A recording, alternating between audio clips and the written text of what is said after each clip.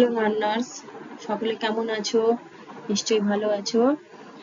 তোমরা অনেকের মধ্যে চিন্তা সব সময় থাকে যে নিট পরীক্ষা কেমন হয়, বা আমি ডক্টর হতে চাই, বা আমি ভবিষ্যতে মেডিকেল লাইনে কাজ করতে চাই, তাহলে আমাকে কি পড়াশোনা করতে হবে, কিভাবে পড়াশোনা করতে হবে, বা কি পরীক্ষা আমাকে অ্যাটেন্ড করতে হবে যা থেকে আমি নিট পরীক্ষা বসতে পারবো। তো আজকে এই ভিডিওটি তোমাদের জন্য ইনফরমেটিভ হবে। আজকে আমরা নিট নিয়ে সমস্ত কিছুই আলোচনা করব। তোমাদের মধ্যে যে যে প্রশ্ন আছে, যেমন তোমাদের মনে হতে পারে এখানে এলিজিবিলিটি ক্রাইটেরিয়া কি থাকে, কোন সাবজেক্ট নিয়ে পড়াশোনা করলে আমরা নিট পরীক্ষাটা দিতে পারবো, পরীক্ষার মোড কেমন হয়, এখন অধিকাংশ পরীক্ষা অনলাইন বেসিসে হয়, তোমাদের পরীক্ষাটা বা নিট পরীক্ষাটা অনলাইন হয় না অফলাইন হয়, পরীক্ষার প্রশ্ন পেপারে কোন ভাষায় থাকে, ইংলিশ সমস্ত কিছু থাকে না অন্য কোনো ভাষা এখানে ইউজ করা যায় বা রয়েছে, প্রশ্ন পেপার পাওয়া যায়, সমস্ত কিছু, সিলেবাস কি রয়েছে, প্যাটার্ন কি রয়েছে, অ্যাটেম্পট এর লিমিট কত রয়েছে, আমি কতবার পরীক্ষা দিতে পারি, বা পরীক্ষা কতটা কঠিন হয়, খুব কি কঠিন হয়, বা এর ডিফিকাল্টি লেভেলটা কত রয়েছে, আজকে আমরা এই ভিডিওটিতে সমস্ত কিছুই আলোচনা করব। চলো দেরি না করে আমরা ভিডিওটি শুরু করি। সর্বপ্রথম তোমাদের জানাই বিএস জ্ঞান বায়ো স্টাডিজ চ্যানেলে তোমাদের অনেক অনেক স্বাগত এবং অনেক শুভেচ্ছা। ফার্স্ট টাইম আমরা একটু দেখে নিই যে ইন্ট্রোডাকশন, অর্থাৎ নিট সম্পর্কে একটা ওভারঅল আইডিয়া। নিটের ফুল ফর্ম হলো ন্যাশনাল এলিজিবিলিটি কাম এন্ট্রান্স টেস্ট। এটি সর্বভারতীয় একটি পরীক্ষা, প্রতি বছর একবারই হয়। এই পরীক্ষাটি বর্তমানে কন্ডাক্ট করাচ্ছে একটি সংস্থা, সেটির নাম হচ্ছে ন্যাশনাল টেস্টিং এজেন্সি। এই পরীক্ষাটি দিতে গেলে কি করতে হবে না, এই পরীক্ষাটি দিতে গেলে সর্বপ্রথম এইচএস পাস করতে হবে, অর্থাৎ হায়ার সেকেন্ডারি বা উচ্চ মাধ্যমিক যাকে বলে সেটা পাস করতে হবে। এটি একটি biggest entrance examination for under graduate medical course. আমরা মেডিকেল সায়েন্সে কোনো প্রকার কোর্স করতে চাইলে মানে 3 বছরে গ্র্যাজুয়েশনের ডিগ্রি নিতে চাইলে, বা সর্বোপরি এমবিবিএস ডক্টর, ডেন্টিস্ট, নার্সিং বা অন্যান্য যে অ্যালাইড সেক্টরগুলো রয়েছে মেডিকেল সায়েন্সে, সেই সকল কোর্সগুলো করতে গেলে আমাদেরকে একটি এন্ট্রান্স পরীক্ষা দিতে হয়, যে পরীক্ষাটির নাম হচ্ছে কি নিট।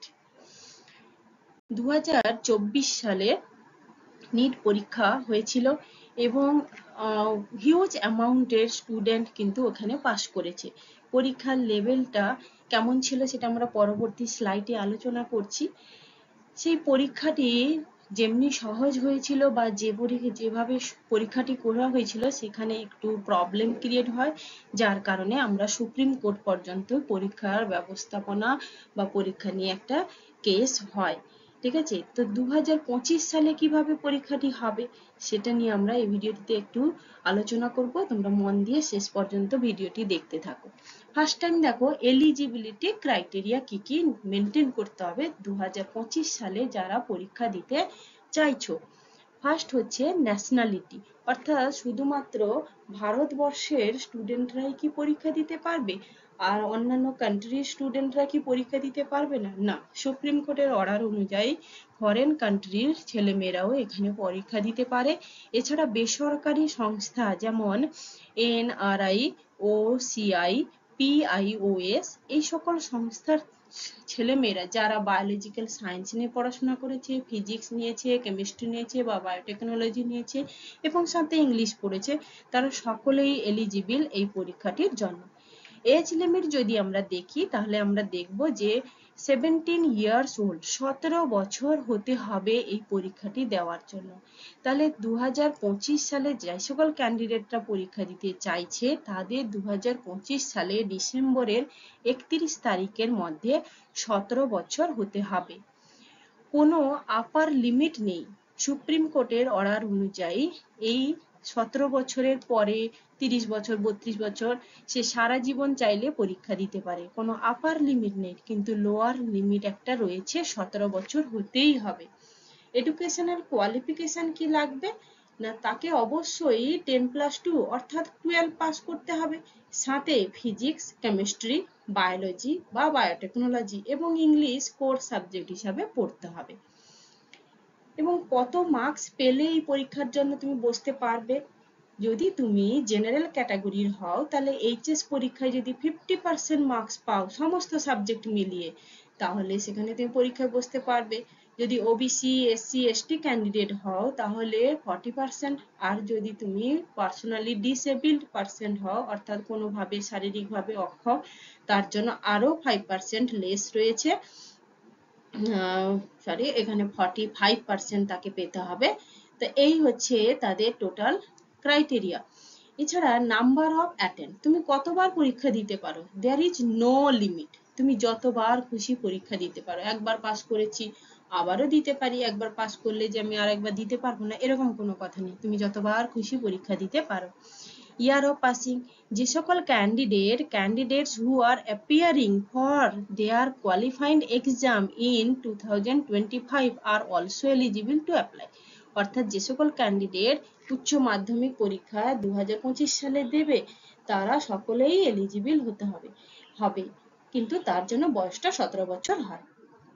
মোড অফ এক্সামিনেশন, যদি আমরা অ্যাকর্ডিং টু 2024 সালে দেখি পরীক্ষা কেমন ছিল, সেখানে মোড অফ এক্সামিনেশন ছিল পেন অ্যান্ড পেপার এবং অফলাইন, খাতা এবং পেন দিয়ে পরীক্ষা দিতে পারবে। ডিউরেশন কত ছিল? 3 ঘন্টা 20 মিনিট। আর নাম্বার অফ কোশ্চেন কত? 200টি না কোশ্চেন, যার মধ্যে 180টি অ্যাটেম্প্ট করতেই হবে। Type of question multiple choice ছিল, এমসিকিউ।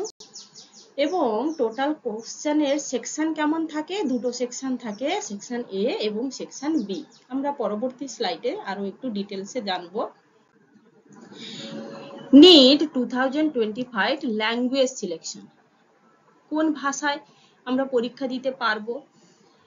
অনেকে মনে করে যে নিট পরীক্ষা শুধুমাত্র ইংলিশেই দিতে হয়, না, নিট পরীক্ষা তুমি যদি বাংলা মিডিয়ামের স্টুডেন্ট হও বা অন্যান্য হিন্দি, উর্দু, আসামি, মোট 13টি ল্যাঙ্গুয়েজ এখানে রয়েছে, যে কোনো ভাষায় তুমি পরীক্ষা দিতে পারো। ফর্ম ফিল আপের সময় তুমি যদি শুধু ইংলিশ সিলেকশন করো তাহলে তোমার যে কোশ্চেন পেপার আসবে সেটা হচ্ছে শুধুমাত্র ইংরেজি। আর তুমি যদি বেঙ্গলি সিলেক্ট করো তাহলে তোমার দুটো ল্যাঙ্গুয়েজ থাকবে, বেঙ্গলি তো থাকবেই, সাথে তোমাকে ইংরেজিও কোশ্চেন পেপার প্রোভাইড করা হবে, দুটো থাকে। এখানে আমি ওয়েস্ট বেঙ্গলের বেসিসে হাইলাইট করে রেখেছি, কারণ ওয়েস্ট বেঙ্গলে আমাদের বেশিরভাগ স্টুডেন্ট তো বেঙ্গলি মিডিয়ামে পড়াশোনা করে, তাদের জন্য এক্সাম সেন্টার গুলো কোথায় কোথায় হয়, West Bengal, Tripura, Andaman and Nicobar island, এগুলোতে তাদের পরীক্ষার সেন্টার পড়ে। যদি আমরা সিলেবাসটা একটু দেখে নিই তাহলে আমরা সাবজেক্ট ওয়াইজ সিলেবাস গুলো দেখবো। বায়োলজি রয়েছে, কেমিস্ট্রি রয়েছে, ফিজিক্স রয়েছে। তো বায়োলজি যে সাবজেক্ট সেটা ক্লাস 11 এবং ক্লাস 12 মিলে তৈরি হয়। ক্লাস 11-এ 5টি সাবজেক্ট রয়েছে, ক্লাস 12-এ 5টি সাবজেক্ট রয়েছে।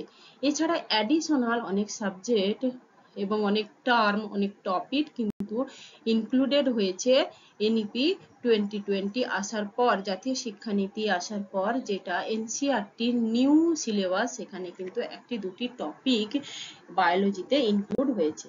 এটি হচ্ছে কেমিস্ট্রি সিলেবাস, এখানেও 11 এবং ক্লাস 12 মিলে পরীক্ষা সিলেবাসটি রেডি হয়েছে।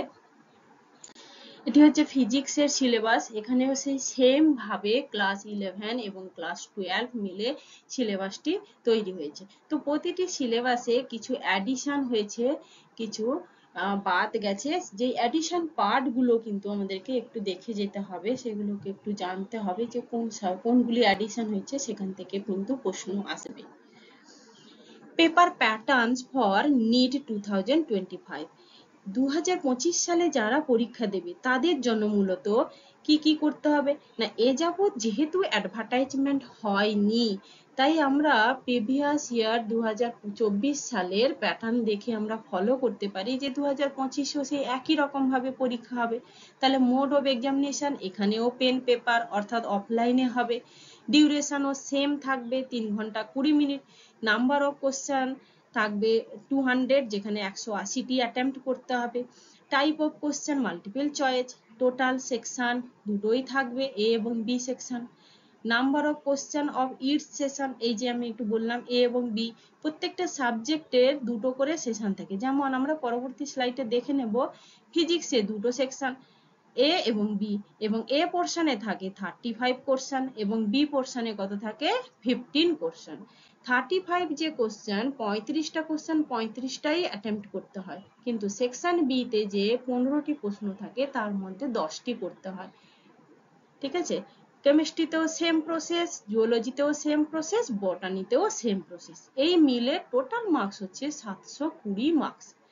এবারে প্রত্যেকটা প্রশ্নের মান কত থাকে, মার্কিং স্কিম কি রয়েছে, প্রত্যেকটা প্রশ্ন কারেক্ট আনসারের জন্য +4 মার্কস রয়েছে, অর্থাৎ একটা প্রশ্নের ঠিক করলে সেখানে তুমি 4 নাম্বার পাবে। তেমনি নেগেটিভ মার্কিং আছে, ইনকারেক্ট যদি হয় তাহলে -1 মার্কস তোমার বাদ যাবে। এই যে ল্যাঙ্গুয়েজ আমি একটু আগে বলেছি, 13টি ল্যাঙ্গুয়েজ এখানে রয়েছে, যেখানে যে কোনো একটিতে পরীক্ষা দেওয়া যায়। এবারে আমরা 2024-এর যে সমস্যা দেখেছি আমরা পরীক্ষা ব্যবস্থাপনায়, তার উপরে বেস করে এবং নট রিলায়েবল সোর্স, কোনো সোর্স নয়, জাস্ট কতগুলি যারা যারা পরীক্ষা করায় সেখান থেকে একটা আমরা আভাস পেতে পারি ইন ফিউচারে নিটের কিন্তু এক্সাম প্যাটার্ন চেঞ্জ হতে পারে। সেই প্যাটার্ন আমরা এক্সপার্টদের দ্বারা যে ডিসকাশন চলছে সেখান থেকে আমরা একটি জিস্ট তৈরি করেছি যে এই প্যাটার্ন কিন্তু ফলো হতে পারে, সেটা 25-এ না হোক 26-এ হতে পারে। তো অ্যাজাম্পশন আমরা কি দেখছি, যেই পরীক্ষা আমরা দেখছিলাম একবার হচ্ছে সেখানে আমরা স্টুডেন্টের সংখ্যা অতিরিক্ত হওয়ার জন্য এবং সিট ক্যাপাসিটি লিমিটেড হওয়ার জন্য আমরা দেখতে পাচ্ছি অন্যান্য পিএসসি বা ইউপিএসসি এই সকল পরীক্ষার মতো এই পরীক্ষাও কিন্তু দুটি ভাগে ভাগ হতে পারে। একটি ভাগ, প্রথম পরীক্ষাটি থাকবে প্রিলিমিনারি এক্সাম, যেখানে ওই যে সেকশন 1 এর যে 35 কোশ্চেন তার উপরে হতে পারে। ঠিক আছে, এটা অফলাইন বেসিসে হবে, যেটা নিটা ন্যাশনাল টেস্টিং এজেন্সি সে কন্ডাক্ট করতে পারে। এখানে সাবজেক্ট ফিজিক্স, কেমিস্ট্রি, জুওলজি, বটানি এবং এগুলো তো থাকবেই। মেন এক্সাম, যখন প্রিলিমিনারি কেউ পাস করবে তখন সে মেন এক্সামে যেতে পারে। এখানে পার্সেন্টেজ কমে যাবে, তখন এখানে আমরা ধরতে পারি 25% ক্যান্ডিডেটকে নিয়ে নেওয়া হবে কাট অফ বেসিসে, যারা মেন পরীক্ষা দিতে পারে। এই পরীক্ষাটি সাধারণত সিবিটি অর্থাৎ কম্পিউটার বেসড টেস্ট অনলাইন মোডে হতে পারে। এটি কন্ডাক্ট করাতে পারে সিবিএসসি, এআইআইএমএস, এনবিই, এই সকল ইনস্টিটিউশনগুলো রয়েছে যে কেন্দ্রের, তারা এই পরীক্ষাটি করাতে পারে। এখানে কত থাকবে না, ওই সেকশন বি তে যে 15 মার্কস ছিল সেই 15 মার্কস প্রত্যেকটা সাবজেক্ট থেকে থাকতে পারে। তো এটা আমরা অ্যাজাম্পশন করছি, এখনো অ্যাডভার্টাইজমেন্ট হয়নি, যে কোনো সময় রদবদল ঘটতে পারে, তাই তোমাদেরকে আগে থেকেই প্রিপারেশন নিতে হবে। যারা পরীক্ষা দিতে চাও 2025-এ, তাদেরকে আগে থেকে প্রিপারেশন নিয়ে তাদের সেইভাবে এগোতে হবে। এই যে আমি একটু আগে বললাম প্যাটার্ন দেখো, এখানে ফিজিক্স দুটো সেকশন, সেকশন এ, সেকশন বি। সেকশন এ তে রয়েছে 35 এবং সেকশন বি তে রয়েছে 15, তার মধ্যে আনসার করতে হবে 10।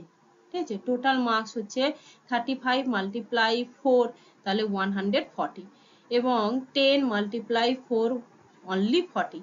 তো এইভাবে আমরা প্রত্যেকটা প্রশ্ন থেকে দেখে নেব যে কতগুলি কেমিস্ট্রিতে রয়েছে, ফিজিক্সে রয়েছে। হ্যাঁ, এইভাবে আমরা প্রশ্ন যদি দেখি, টোটাল হবে কোশ্চেন কত 720 কোশ্চেন, টোটাল 180টি প্রশ্ন থাকে, টোটাল মার্কস হচ্ছে 720টি। নিট এক্সামিনেশন মার্কিং সিস্টেম কিভাবে মার্ক করা হয় আমি একটু আগে বলেছি, তারপরেও ভালো করে একটু দেখে নাও। প্রত্যেকটা মার্কস কোশ্চেনের জন্য 4 মার্কস থাকে, যে কারেক্ট করবে সে 4ই পাবে +4, এবং মার্কিং ইনকারেক্টের জন্য -1, অর্থাৎ ভুল করলে তার ঠিক থেকে 1 নাম্বার চলে যাবে। ধরো সাপোজ তুমি একটা প্রশ্ন ঠিক করেছিলে, 4 পেয়েছিলে, তেমনি পরবর্তী প্রশ্নটা ভুল করেছো, তাহলে সেই প্রশ্নটা তো ভুলই, সাথে তুমি যে 4 পেয়েছিলে সেখান থেকে 1 মাইনাস হয়ে যাবে, অর্থাৎ তোমার টোটাল নাম্বার কত হবে, টোটাল নাম্বার হবে 3। ঠিক আছে, কোনো প্রশ্ন যদি তুমি না করনি, লিপ করেছো, ছেড়ে দিয়েছো, তাহলে তার জন্য তুমি 0 মার্কস, কোনো মার্কস পাবে না।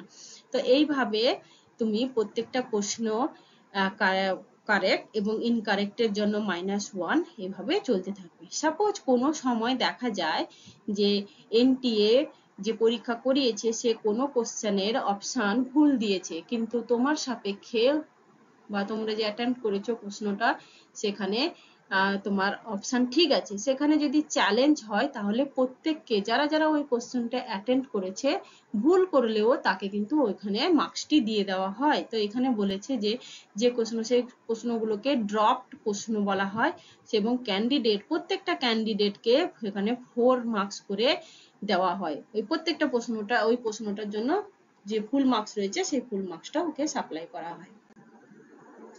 এবার আমরা দেখো এজ লিমিট। প্রিভিয়াস যে আগেকার দিনে পরীক্ষা হতো নিট, সেখানে কিন্তু এইভাবে যে আনরিজার্ভ ক্যাটাগরি রয়েছে সেখানে 25 ইয়ার্স, ঠিক আছে, জেনারেল ক্যাটাগরির জন্য এজ লিমিট করা ছিল, কিন্তু এটা সুপ্রিম কোর্ট তার নির্দেশে এই এজ লিমিটটা কারেন্টলি তুলে দিয়েছে। কোনো এজ লিমিট নেই, প্রত্যেকে কিন্তু যতদিন খুশি পরীক্ষা দিতে পারে।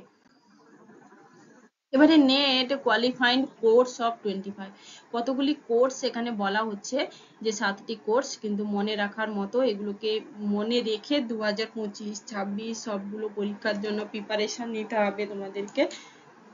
যেমন ফার্স্ট টাইম তাকে বোর্ড এক্সামিনেশন পাস করতে হবে, ওই 25 সালে যে পরীক্ষা পাস করছে সেই বছর থেকে সে যতদিন পর্যন্ত দিতে পারে, এবং পাস করার জন্য শুধুমাত্র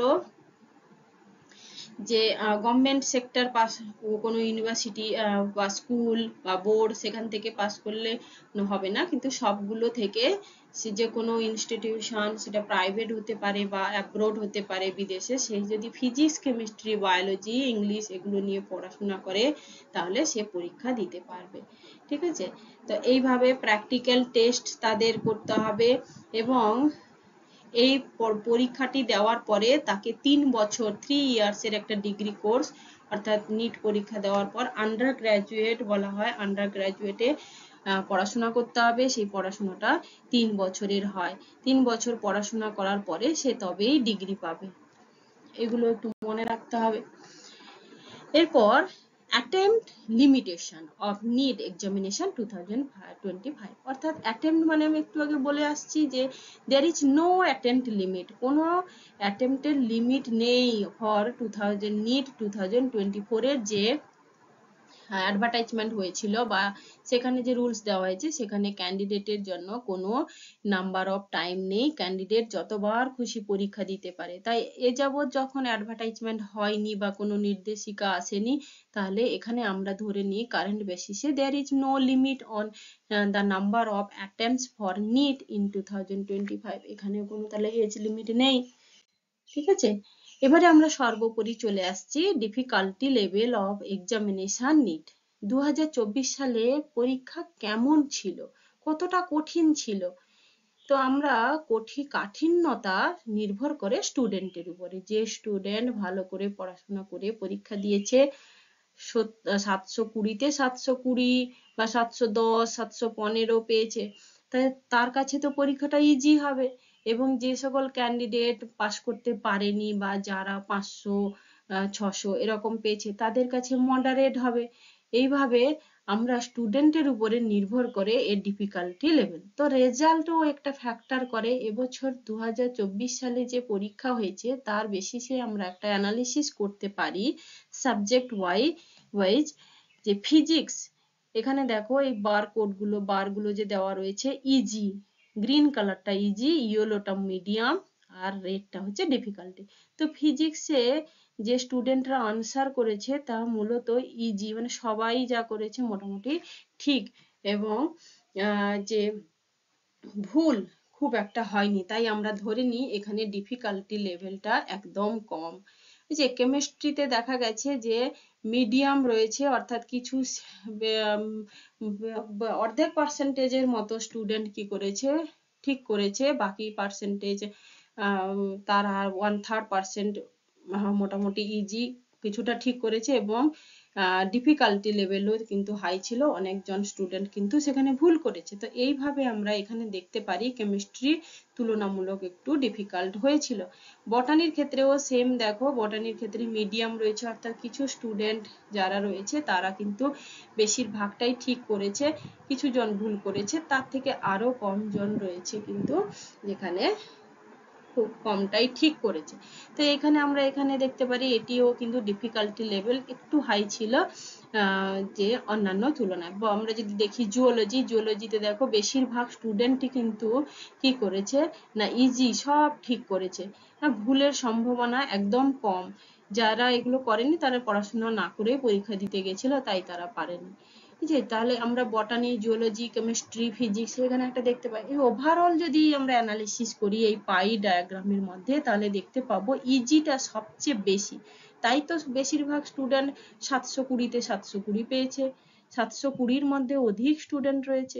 ডিফিকাল্টি লেভেল দেখো 12.5%, সবচেয়ে কম, এবং মিডিয়াম লেভেল হচ্ছে 42.0, অর্থাৎ মিডিয়াম লেভেল ও রয়েছে। তাহলে ডিফিকাল্টি লেভেলটা অনেকটাই কম। তাই এটা থেকে আমরা বুঝতে পারি যে এইবারের পরীক্ষার তুলনায় 2025-26 সালে যে পরীক্ষাগুলো হতে চলেছে সেখানে কিন্তু ডিফিকাল্টি লেভেলটা একটু হলেও হাই হবে।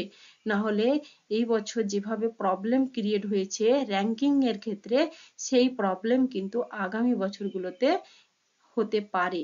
তাই আমরা এক্সপার্ট যারা রয়েছে তাদের ওভারভিউ থেকে যদি আমরা দেখি, তাহলে আমরা এটুকু অ্যাজাম্পশন করে চলতে পারি যারা 2025 এবং 26-এ পরীক্ষা দিতে যাচ্ছ তাদেরকে কিন্তু ডিপলি একটু নলেজ নিয়ে পড়াশোনা করতে হবে, কারণ পরীক্ষা কিন্তু একটু হার্ড হতে চলেছে।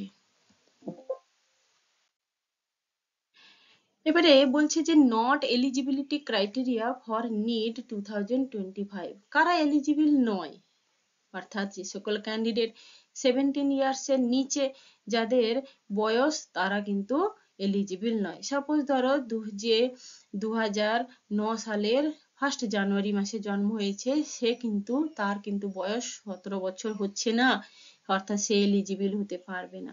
যে কমপ্লিট করেছে, যে সকল স্টুডেন্ট 12 ক্লাস কমপ্লিট করেছে, ফিজিক্স, কেমিস্ট্রি বা ম্যাথমেটিক্স, কম্পিউটার সায়েন্স বা আদার কোনো সায়েন্স নেই, সে ফিজিক্স পড়েছে, কেমিস্ট্রি পড়েছে, ম্যাথমেটিক্স পড়েছে, আর একটি অন্য সাবজেক্ট রেখেছে, সে বায়োলজি পড়েনি, তাহলে সেও কিন্তু নেট এক্সামিনেশন করতে পারবে না, কারণ তাকে অবশ্যই বায়োলজি বা বায়োটেকনোলজি সাবজেক্ট পড়তেই হবে। বায়োলজি বা বায়োটেকনোলজি সাবজেক্ট যদি সে পড়াশোনা না করে, সে তাহলে কোনোভাবে পরীক্ষায় বসতে পারবে না। ঠিক আছে, তা এটুকুই আমাদের ছিল আজকের সারমর্ম, অর্থাৎ তোমরা নিশ্চয়ই বুঝতে পেরেছো নিট এক্সামিনেশন সম্পর্কে। Thank you for this watching video. এই পরবর্তী ভিডিও পেতে চ্যানেলটিকে সাবস্ক্রাইব করবে, লাইক করবে এবং সবার মধ্যে শেয়ার করে দেবে। Thank you everyone.